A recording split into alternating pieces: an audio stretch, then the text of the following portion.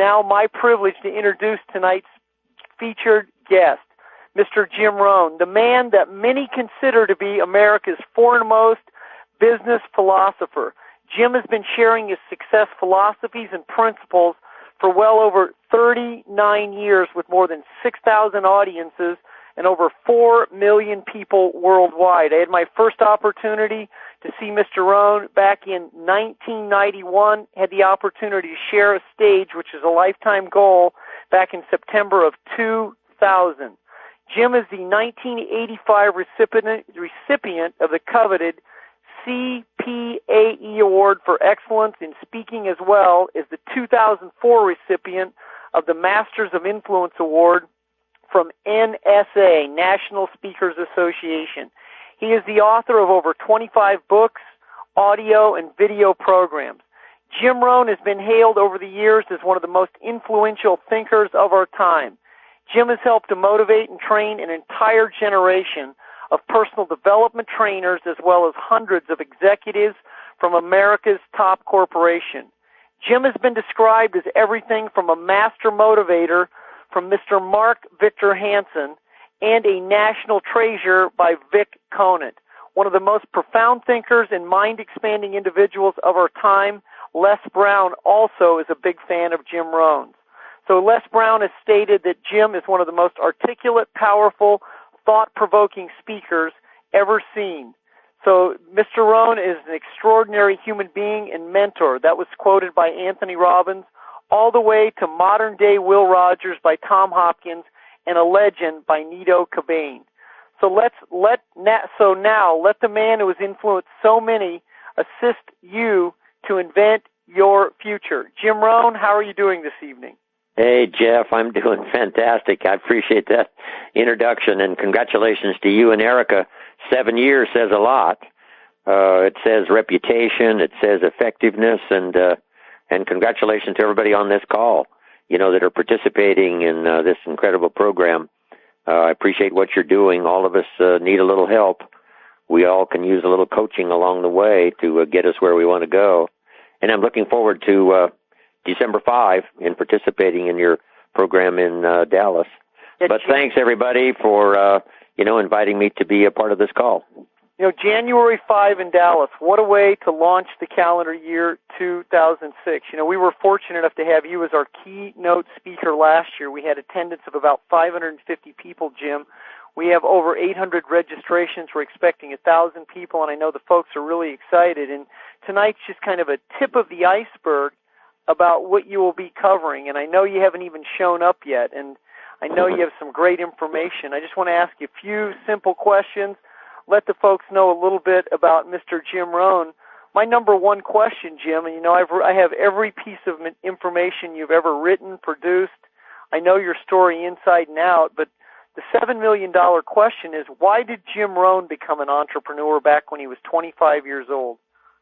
Well, I had a unique experience, and if those have listened to some of my programs, I heard a knock on my door. I'm 25 years old.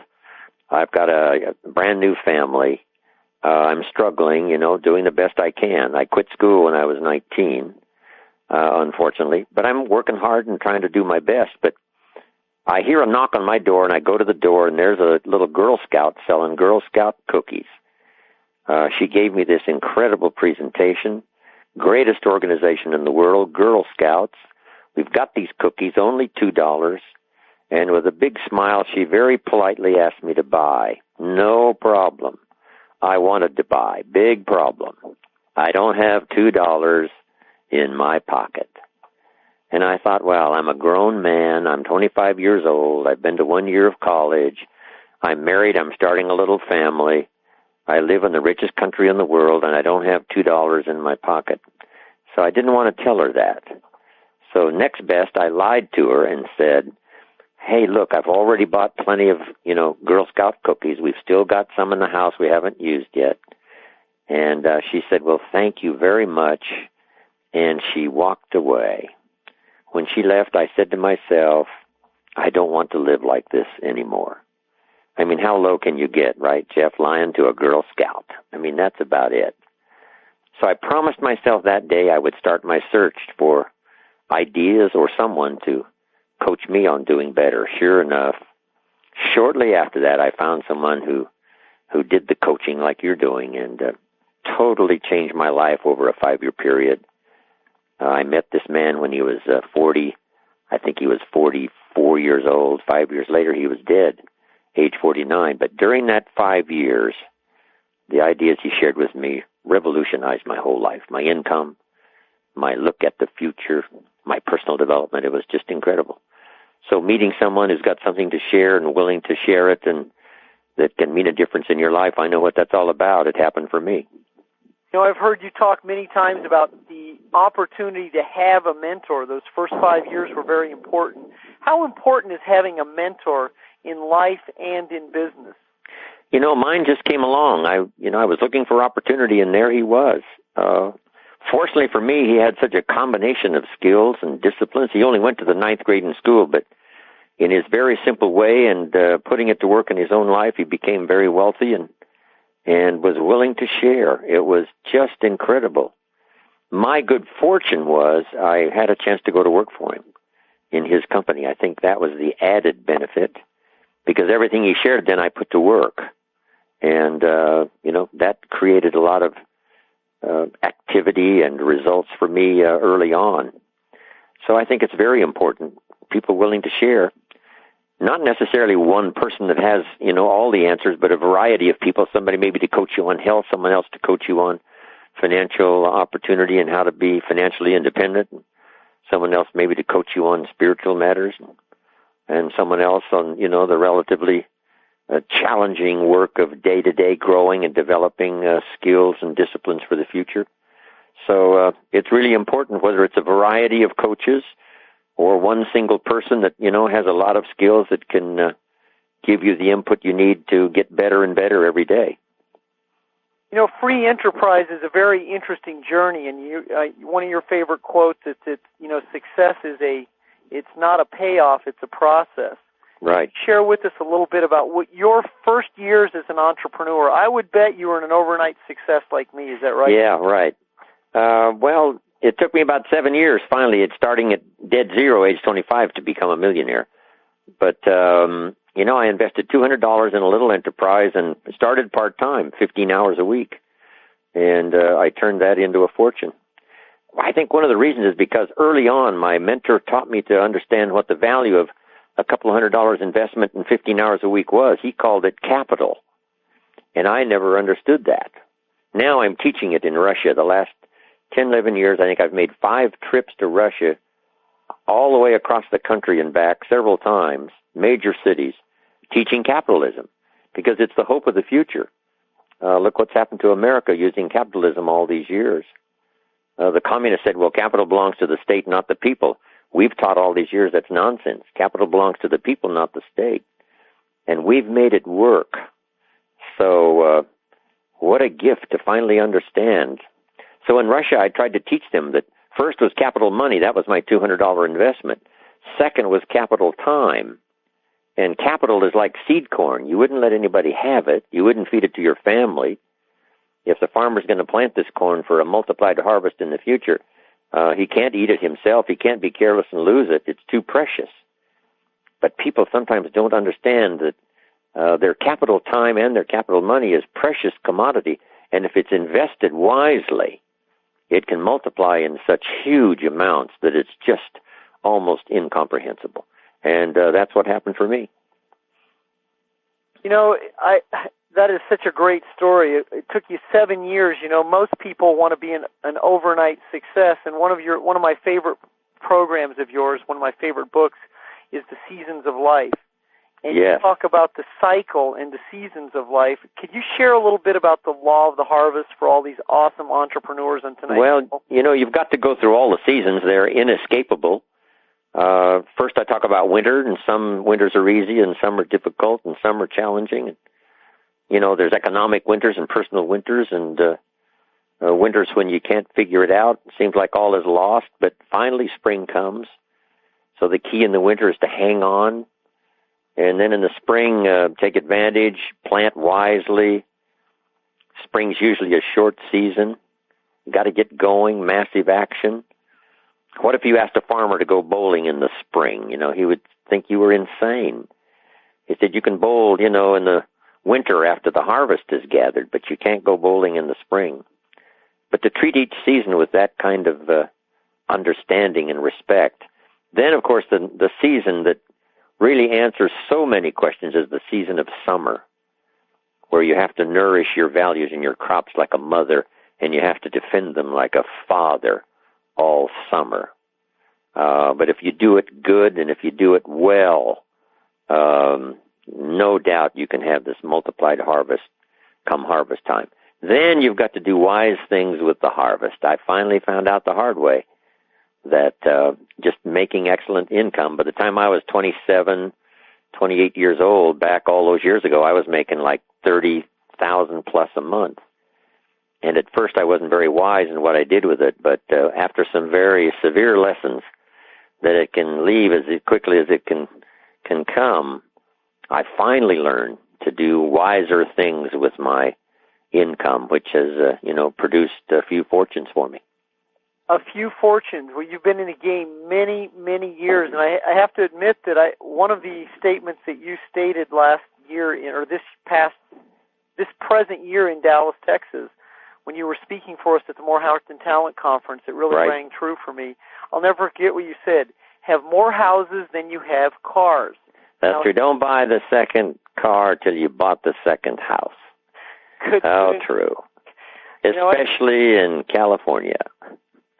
The real estate here has been incredible. A friend of mine had his condo for sale in Carmel. I'm doing this phone call from Carmel, one of my favorite places where I wrote my very first book. He offered me this condo for sale 12 years ago, Rohn wagon hauls. And it was a little tiny, almost like an apartment, one bedroom. And he said, I want $80,000 for this condo. I said, well, Ron, that's insane. Nobody's going to pay $80,000 for it. But I still almost bought it, but I thought, no, that's too much money. Now, 12 years later, he put it up for sale, I think about 8 months ago, $650,000. So just to validate my point, buy the second house before you buy the second car. And when I heard you say that, my wife and I had 6 cars and 2 houses. So we just recently bought our third house. And, California real estate is so correct. Let's talk a little bit about... Hey, that third car's okay, Jeff, as long as you've got the third house, right? Yeah, we've got the third house now. Let's talk a little bit about assets and liabilities. Yes. A very key point. Most of our populace, unfortunately, has more liabilities than they have assets. What can you speak to our audience about that? I know you could go on and on about this topic.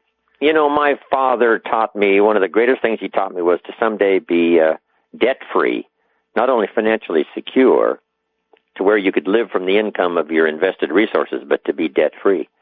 When my father died, my mother died about 8 years before. When he finally died, I inherited the estate, the farm and the buildings and the land and all of it. Guess how much was owed on all of it? Not one penny. Not one debt, not one bill, not one nothing. The lawyer that handled the estate said, I've never seen anything like it, a totally debt-free estate. So my parents not only taught it, they practiced it.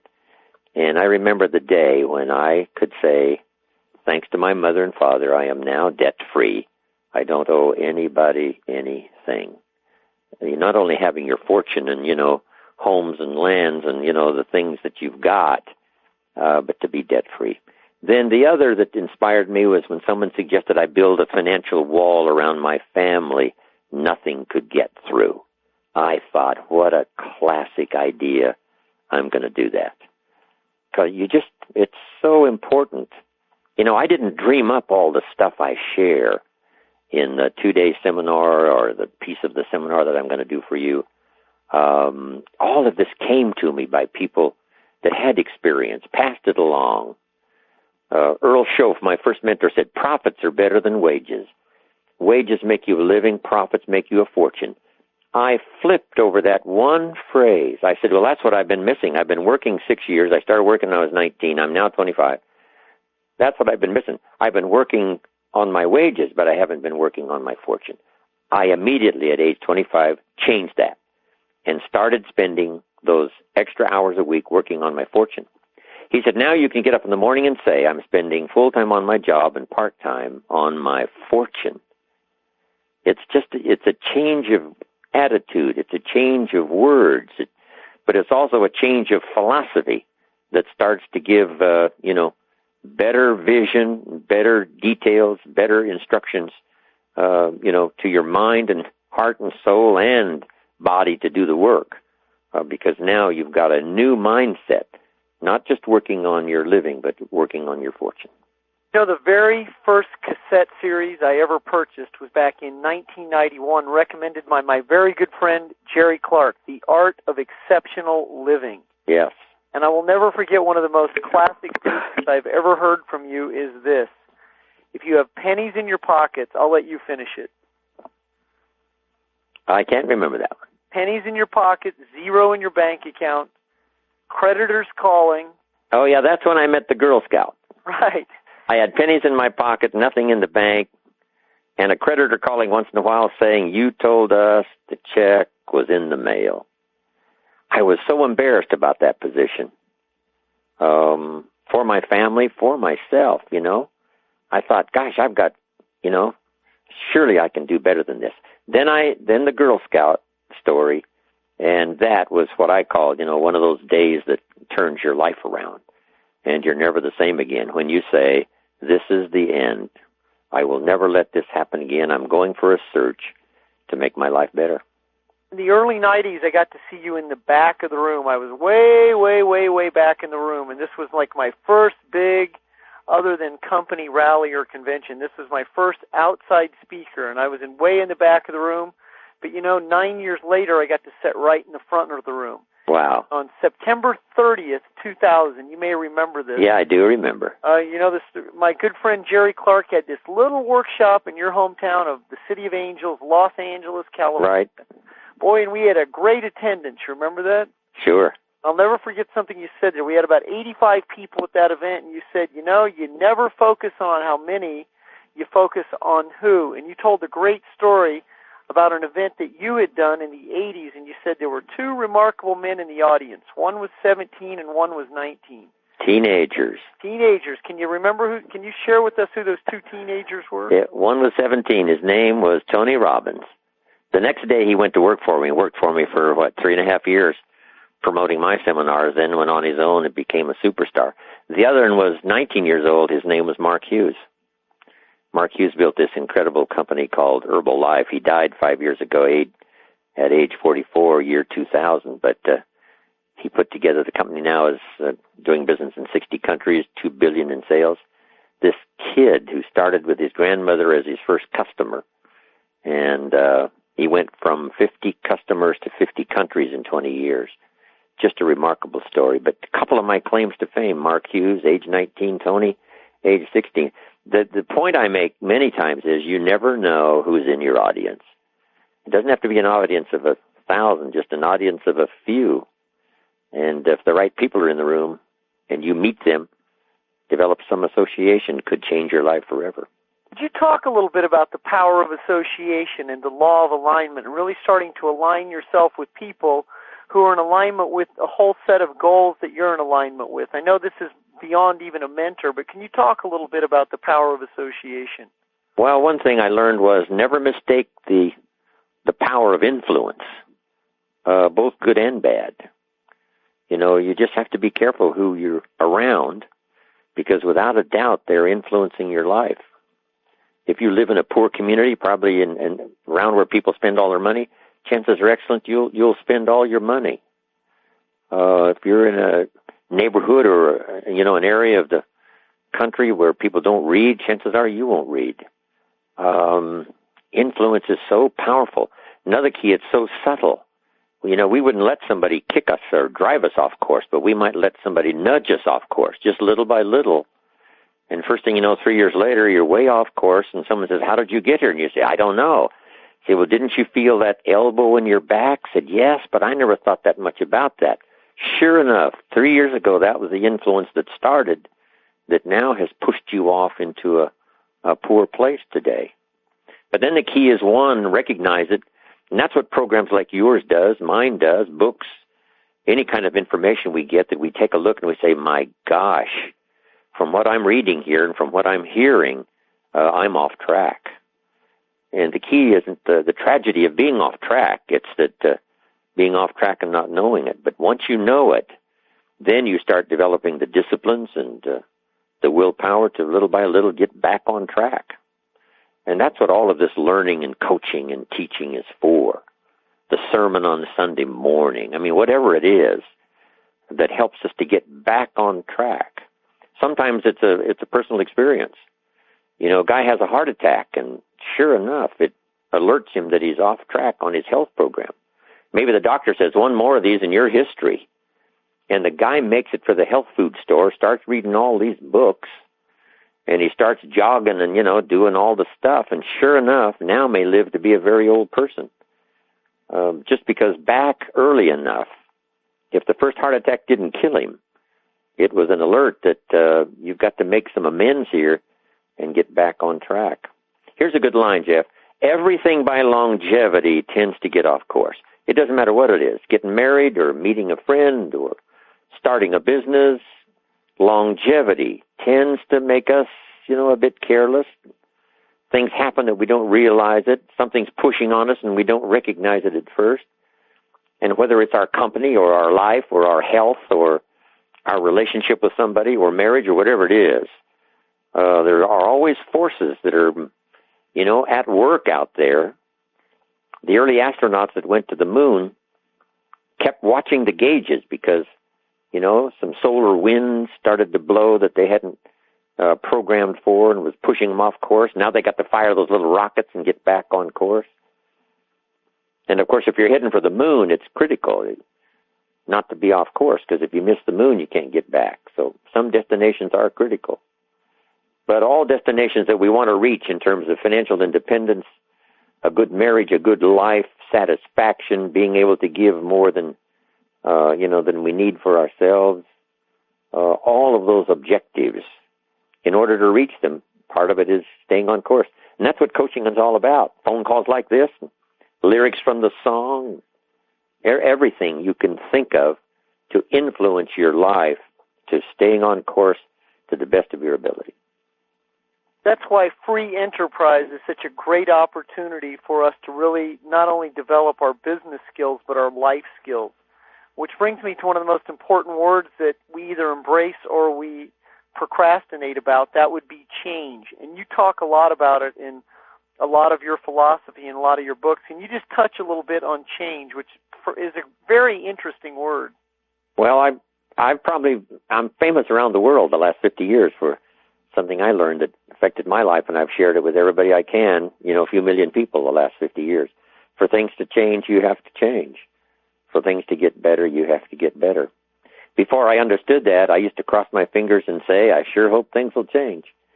Then I learned if I wanted the future to be better than the past, I had to do the changing. You can't change the economy. You can't change the political flow. You can't change circumstances, but you can change yourself. And that's the key. This year to be better than you were last year. Decide that next year you're going to be stronger than you were this year. You're not going to make the same mistakes again.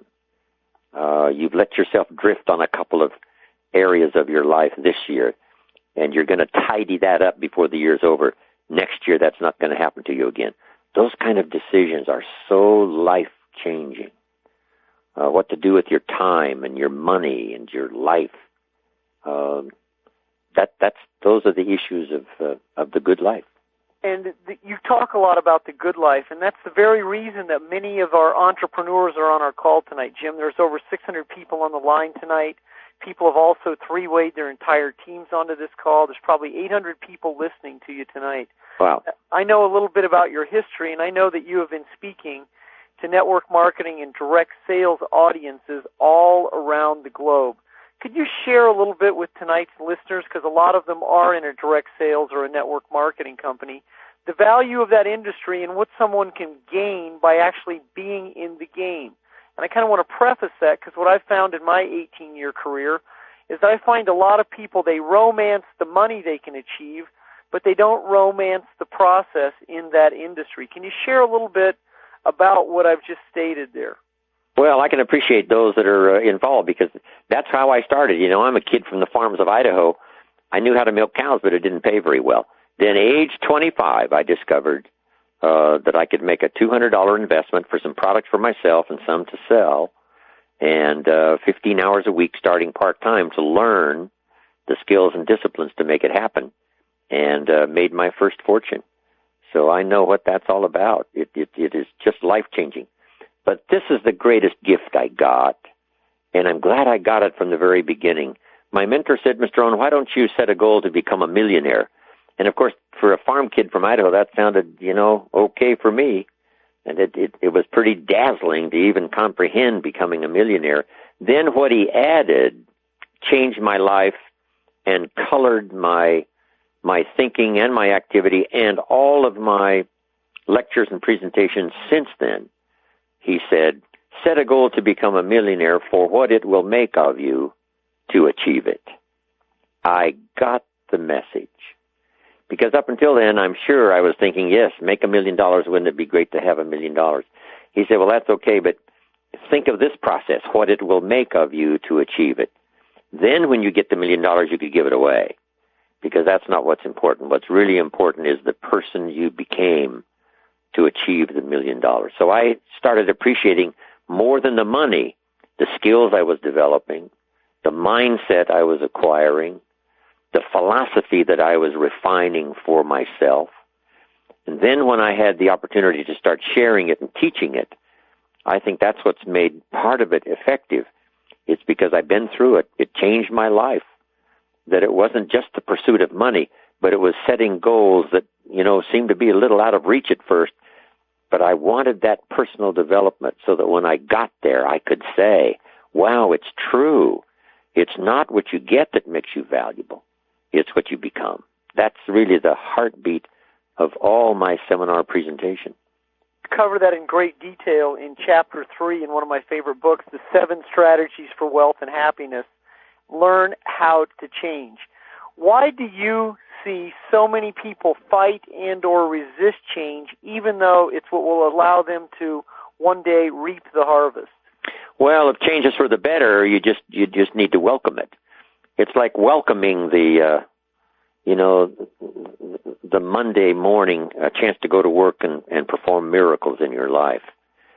You find this interesting, Jeff. I'm working on a little thing called the multi-purpose seventh day. It comes from the old philosophy, 6 days of labor and then the seventh day of rest. And I've added more than just rest for the seventh day, like church and spirituality and friendship and, getting away and relaxing and resting.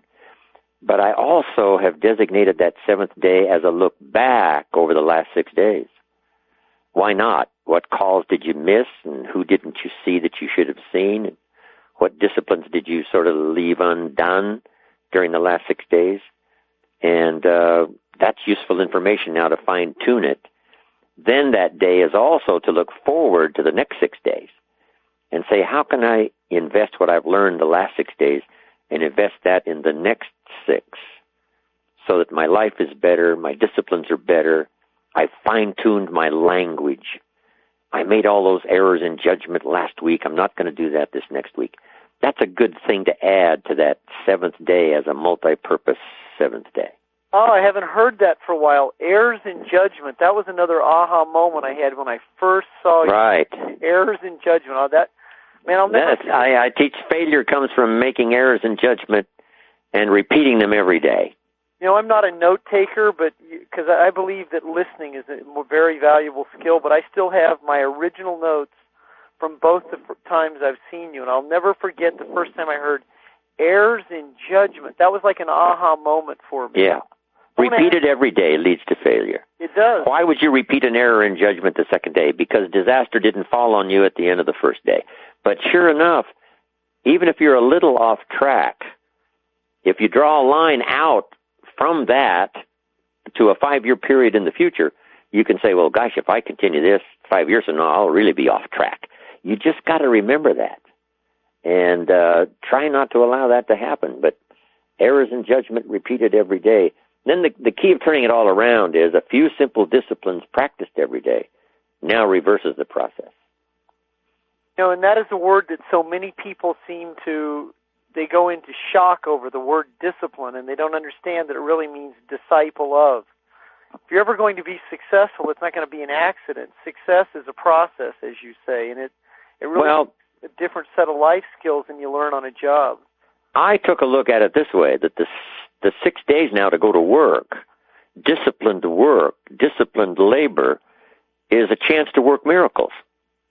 If you look at it as a miracle-working process rather than just the word discipline, you take a whole new look at it. And the way we look at it, the way we see it, and the way we feel it greatly determines how it works out for us.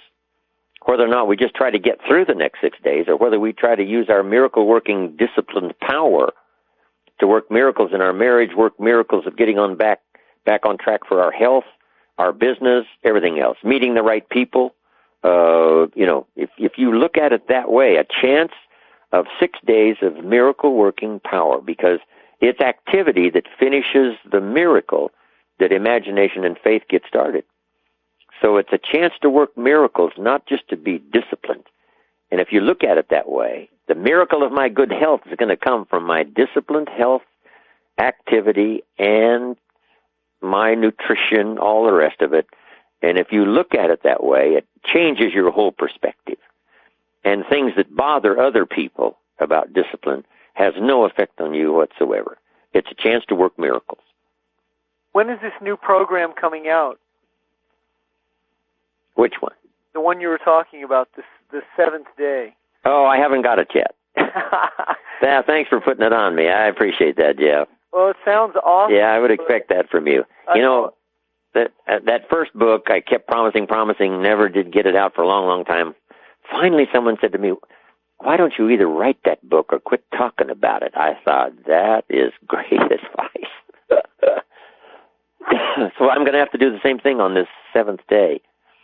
I appreciate it, Jeff. Thank you. You've produced a few audios in your career. You've produced a few books. I want to get your interpretation on this word, because this is a word that a lot of people battle with when they do any kind of sales and marketing. It's called rejection. Yeah. How do you assist people with overcoming some of their rejection issues and fear? I want to hear your philosophy. Well, if you recognize it's all part of the process. Nobody's perfect. Nobody bats 1,000. So, why should you let it bother you? A great deal of how we look at something is the either education we have or the lack of education we have. In professional baseball, if you go up to bat 10 times and get one hit and you're out, which is a good term for rejection, the umpire says on your third strike, you're out. I mean, that's probably not a very good feeling. And if 9 times out of 10 you're out, but one time you're on out of 10, in professional baseball, they put you on the payroll if you can handle the 9 times out to get the 1 time on.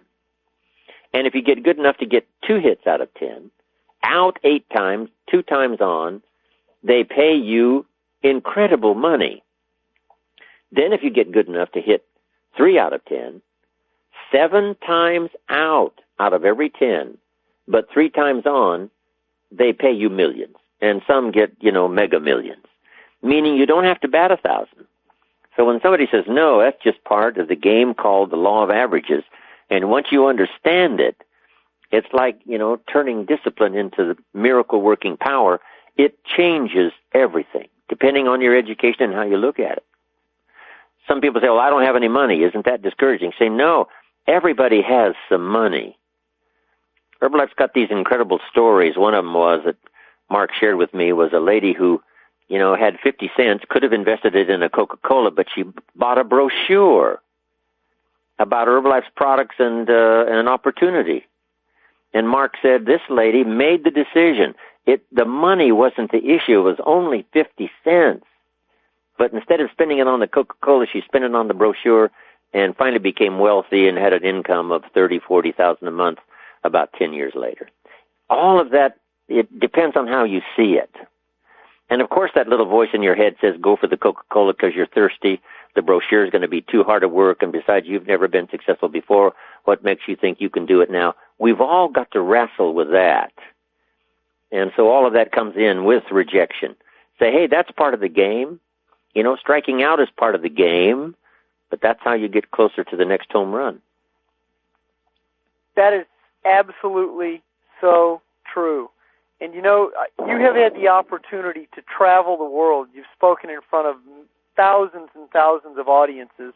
Who are some of the most remarkable people that you've had the opportunity to share stages with and or spend a little time with in your life? I know our listeners would love to hear who some of your most remarkable people that you've crossed paths with. Well, there's remarkable people, everywhere. I've traveled probably 50 countries in the last 50 years of my life. I became an entrepreneur age 25, which was 50 years ago. I just celebrated birthday number 75. So I've had a chance to travel the whole world. Be hard to pick out, just one country or one group of people. But here's a good story. The last time I went to Italy, I'm in Rome, and I have 1,000 people in my class. And someone suggested Jim Rohn loves the music of Andrea Bocelli, the blind opera singer.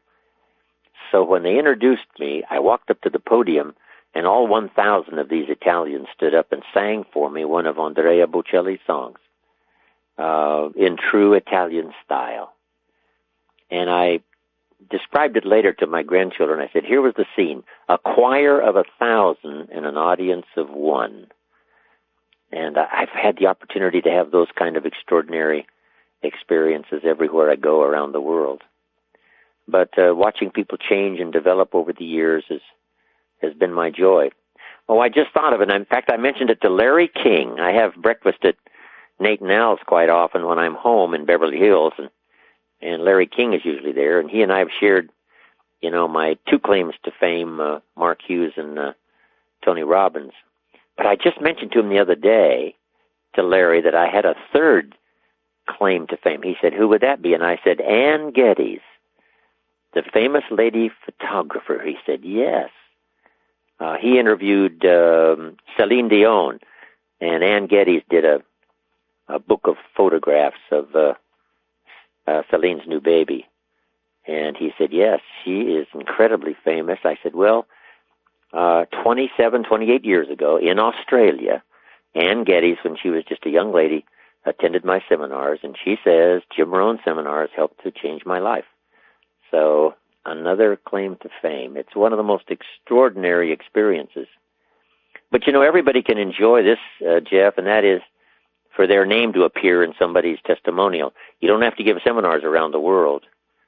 Maybe you sat with somebody at a Tuesday morning at Denny's and shared a book or shared a couple of ideas with somebody. 5 years later, they say to you when you're rich, and how'd you get here? I said, let me tell you when it started. 5 years ago at Denny's on a Tuesday morning, this friend of mine shared this book with me and a couple of ideas.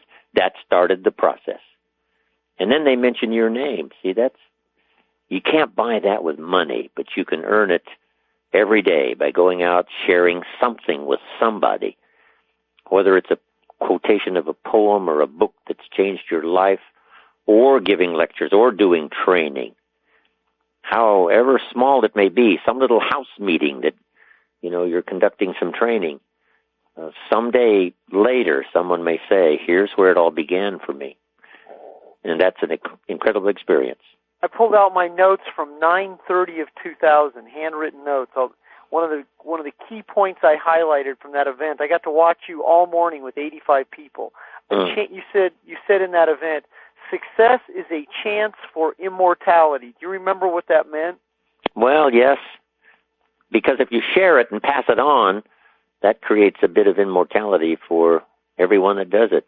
I have this vision of, after I'm long gone, somebody is up in an attic somewhere going through a box of old dusty books, and there's one of my books. And they blow off the dust, and they open it up, Seasons of Life or The Art of Exceptional Living, whatever, and they read it, and it affects them, and maybe they use it as a textbook to share long after I'm gone, which gives me that unique chance for a bit of immortality. That was a great quote. You know, everyone has a favorite network marketing story about some of their ups and downs and some of their struggles. You know, if you've been in the game long enough, you'll have companies go out of business on you. You ever have that happen to you? Sure. Those of us who've been in that game know what that's like. Can you share a little bit with the people about what it takes to get back up after you have a major disappointment, when your dreams have been dashed a little, and you've all of a sudden put your dreams back on the shelf? Can you share a little bit about that intestinal fortitude that we tap into to end up eventually living our dreams? Well, part of that big, that first fortune I made, I lost it all, and a company wanted to borrow some money, $250,000. This was up in Canada.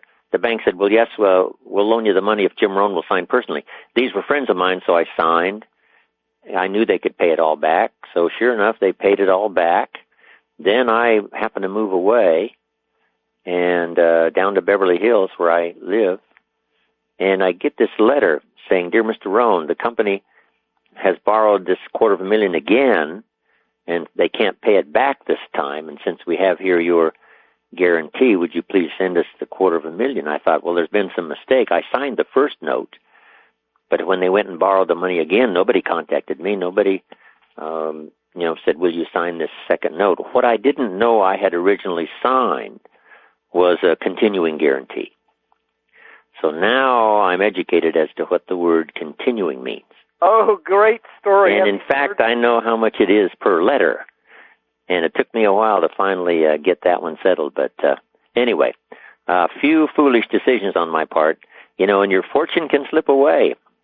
But then I went back to work and made it all back and a lot more in a lot quicker time. And I've made, my share of fortunes over the last many years. But that was a good experience. A continuing guarantee, Jeff. I just didn't know.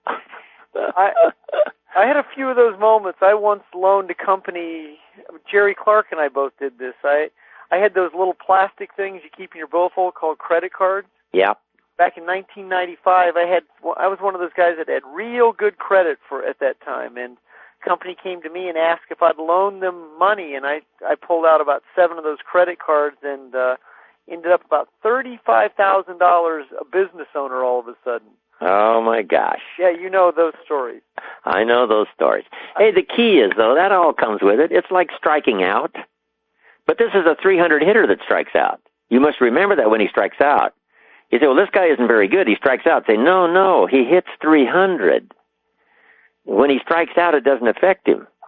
What I call that, Jeff, is the mystery and the magic. You got to handle both. The mystery is being out 7 times out of 10. The magic is getting on base 3 times out of 10. So you got to handle the mystery and the magic. I give a classic seminar. 2 people walk out the door. One says, I'm going to change my life forever. The other one says, I've heard all this stuff before. I used to be so dismayed that I couldn't affect both people the same way. Then I discovered that's not to be. The guy who bats 300 and makes, $18 million a year can't keep saying, how come I keep striking out? How come I keep striking out? We would call him a fool if he did that. Say, no, he doesn't say that. He understands this is part of the game. You can't say, how come I don't bat 1,000? Because nobody does. You just have to understand that. So this is part of it, and that's why education like you're doing, like all of us that are teaching, training, or whether it's the lyrics from a song, whatever the idea is, it helps us to refine our philosophy, helps us to think about things we hadn't thought of before, get a little better and stronger this year than last year, and just keep going. When you talk in the 7 strategies for wealth and happiness, which is unequivocally one of my favorite little books, I've traveled the world with that book, but you talk about mastering time. Now, that is a very interesting equation because as entrepreneurs, it's important that we learn how to turn time into results, connections, collaborations, and money. Can you share with the listeners on tonight's call a little bit about your philosophy about mastering time? Well, part of it is what I mentioned earlier, treating some of your time as capital that nobody can have this time. It's easy to have somebody say, how about going here? And you say, well, okay. Sure enough, you have let go of that capital time without treating it with the seriousness you should. And then there's family time, and, there's the whole collection of the areas of your life that needs time. But you have to make sure that you're making wise investments with your time and not letting all of it slip away. I remember years ago, way back in my early career, there was this guy that I knew watched television so much, and I asked him one time how much his television cost. He said about $400, and I said, well, with your talent and skill, here's what it's really costing you, $40,000 a year. He said, no, I only paid $400 for this television set. I said, well, that's what it costs to buy it. I'm talking about what it costs to watch it. And I said, buying it is cheap. Watching it is what's expensive. He finally got the message, started restricting some of his television time, a lot of his television time, investing that time wisely, and it turned his whole life around and his career. But that's the key. It's not what it costs in terms of money. It's what it costs many times in terms of time. So investing your time wisely, that's how we get to where we want to get as quick as we can. I'm telling the kids now, do what you have to as quick as you can so you can do what you want to as long as you can. That is a great statement. Here's another great statement that I'll never forget you said back in September of 2000. You said that networking and direct sales is the best workshop to get ready for life.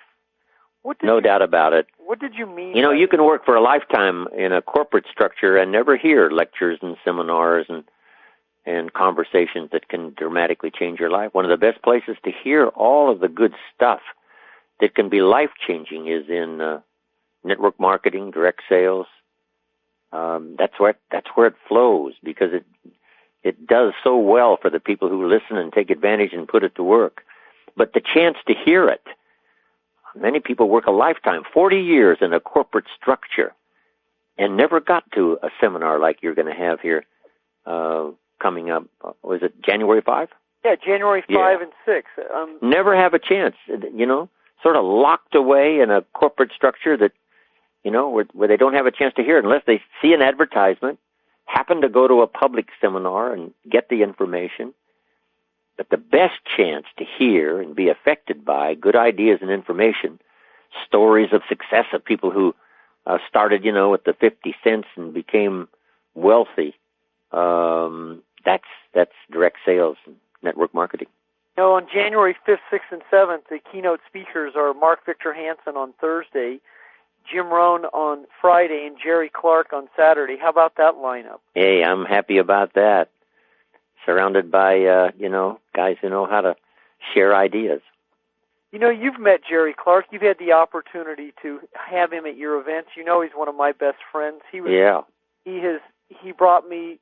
me to speak at one of his events and live a lifetime dream of sharing a stage with you. He's been very instrumental in my career. He's someone who grew up in the projects of Oakland, California. Yeah, incredible story. Incredible story. He answered one of my newspaper ads.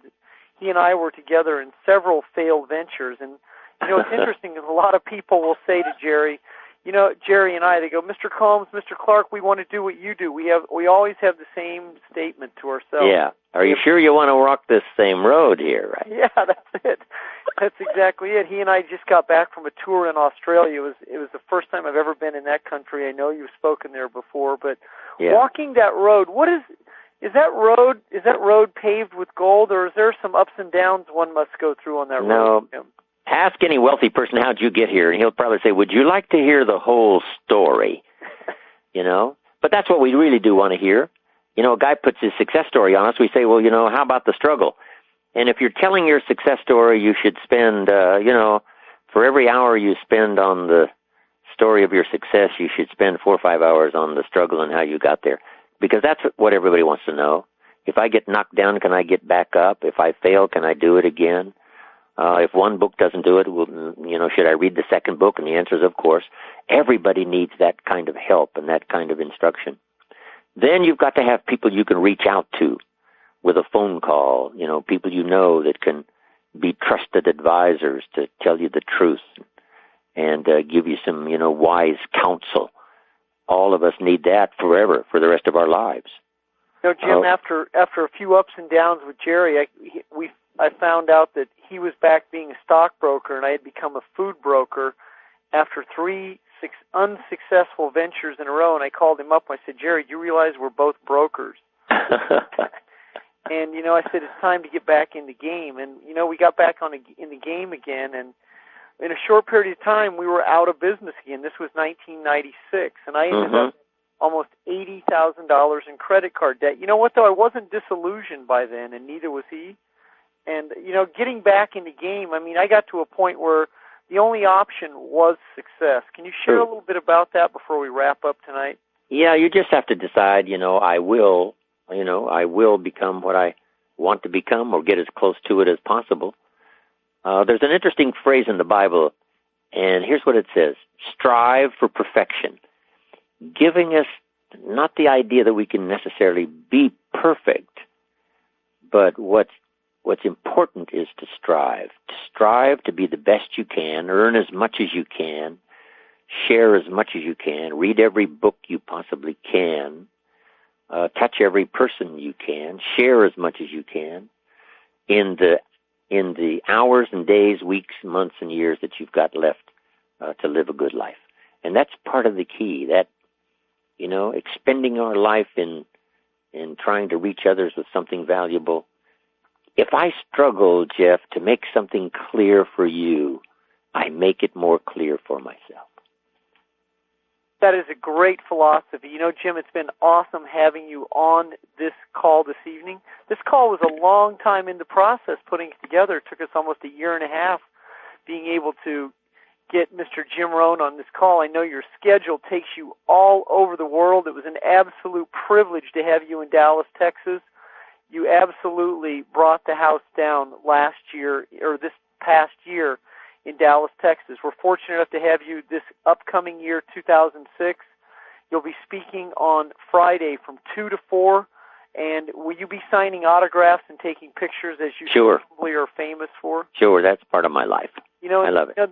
That's a great point, because I had my first picture taken with you. I was so far in the back of the room in 1991 it wasn't possible. I didn't think the great Jim Rohn would still be there, and I let my own doubt keep me from getting that picture. Boy, when September 2000 rolled around, I got my picture taken, and I got to have it done again this year. So we're glad to have you at that event. Well, when I was a kid growing up, I never thought anybody would want my autograph or my picture. So you can imagine now, all these years later, how excited I am about it happening.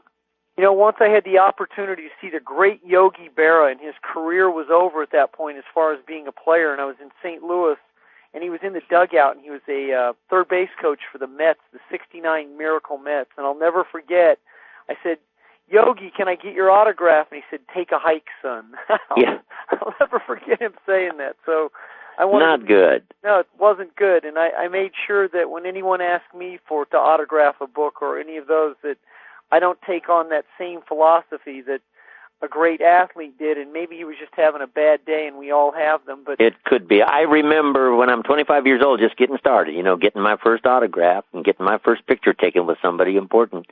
Those were exciting days for me, so I remember those when I'm out there. Oh, me too. And I'm going to share with the folks a little bit about how they can get a ticket to the More Heart Than Talent Mindset Conference. They can get that at moreheartthantalent.com. You can still get a ticket for $199. Jim, is that a good investment for Mark Victor Hansen, Jerry Clark, and Jim Rohn? Hey, without a doubt. We'll make it worth, a million times more than what you invested. $199. Now, we also, at your office, put together a fabulous package for the folks on tonight's call that want to take advantage of some of the Jim Rohn information. We are going to be offering the 2001 weekend event. And folks, you can take advantage of this offer tonight. For $99, you're going to have the opportunity to purchase the 2001 Jim Rohn weekend event with Zig Ziglar, Jeffrey Gittimore, and more. You're going to have the opportunity to purchase a 20-CD course along with a 254-page workbook, combination of Jim's 2001 event, as I stated, Zig Ziglar and Jeffrey Gittimore. Now, here's how you can take advantage of this offer. For $99 plus shipping and handling, you take advantage of this a couple of ways. And this is unequivocally a product you deserve to have in your hand before you even attend the Jim Rohn event coming up January 5th, 6th, and 7th, More Heart Than Talent. First of all, you can take a phone order by calling this number, 800-929-0434. That's 800-929-0434. That way you can place a phone order if you can't go to the website I'm about to give you. Now, the website where you can order directly is this website, www.jimrohn.com/heart, H-E-R-T, to receive this special. So understand that this is what you can get tonight. I'm going to say it one more time. You get the entire, and I have a color picture of this. I have this in my own library, the Jim Rohn 2000 weekend event. Just the information with Jeffery Gittimar. Is that guy a great marketer, Jim, or what? He is the best. I mean, he is one of the best marketers and one of the best trainers when it comes to mastering the art of selling. Zig Ziglar, you shared a few seminars with old Zig, haven't you? A lot of years, Jeff. A lot of years. You know, Zig has assisted a few people on how to master the art of selling. So, folks, you want to take advantage of this tonight. Operators are standing by, and you can order directly online. $99 plus shipping and handling. You break that down, that's a few pennies a day. You would have the opportunity to have that as part of your library. You also want to take advantage of being able to get a ticket for the next 7 days. You can still get a ticket for $199 for the More Heart Than Talent Mindset Conference. Jim Rohn, Mark Victor Hansen, Jerry Clark as featured keynote speakers on Thursday, Friday, and Saturday. Folks, you want to take advantage of a couple of these offers. Jim, I want to thank you for being on our call this evening. Thanks, Jeff. Thanks to you and Erica. I appreciate the invitation. You know, it's going to be my privilege. I love to sell. You can tell that, can't you, Jim? Of course. I go into a whole different juice, but one of the most awesome opportunities that I've ever had in my life. And you talk about a privilege. I said to Kyle Wilson, you know, your trusted ally and confidant there, who really is an exceptional person that you have, who you collaborate with. I said, Kyle, please let me sell Jim's information from the stage. And, you know, Kyle said, oh, well, let me put this. I said, Kyle, just give it to me. Just give it to me. And we had a tremendous amount of fun being behind your sales table and marketing your products at that event. So I do remember. One more time, folks. I'm just going to give you this website, www.jimrohn.com/heart, H-E-A-R-T, and the 800 number where you can place a phone order if you have any challenges getting online tonight is 800-929-0434. Take action, create a sense of urgency, take advantage of this offer tonight. If you have any problems, any questions, you can also call my office, 800-595-6632. Now, Jim, I'm going to open up the line, so be prepared. You're going to get a wave of about 600 people thanking you. We would like to have you back on our call again next year at some point. Have a great end of the year, a great holiday season. Jim, it's a privilege to have you be a part of what we're building here with Golden Mastermind Seminars Incorporated. I'm going to open up the line, let everyone say goodnight to you. Jim, good night. Hey, thanks, Jeff. Thanks, everybody.